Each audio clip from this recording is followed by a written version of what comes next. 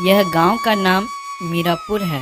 इस गांव में एक रामू नाम का व्यक्ति रहता है और इसके दो बेटे धनी और श्याम थे। रामू किसान था और खेती बाड़ी करके अपना घर चलाता था। उनके बेटे धनी और श्याम अब बड़े हो गए थे।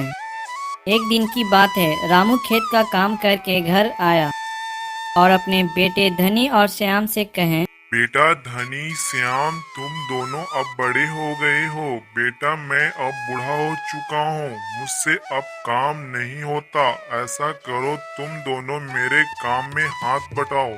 हाँ पिताजी, क्यों ना हम दोनों आपके साथ जाएंगे खेत पर काम करने के लिए।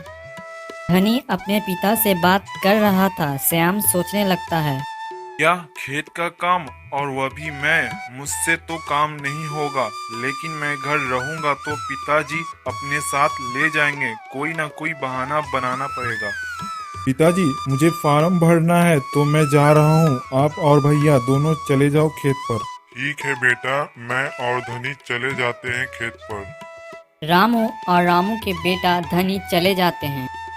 थोड़ी देर जाने के बाद धनी अपने पिता से कहता है, पिताजी मेरे पेट में दर्द हो रहा है, मुझसे और नहीं चला जाएगा। आप एक काम करो, आप चले जाओ खेत पर। ठीक है बेटा, मैं चला जाता हूँ अकेले, तुम चले जाओ घर। फिर रामू अकेले ही खेत का काम करने चला जाता है।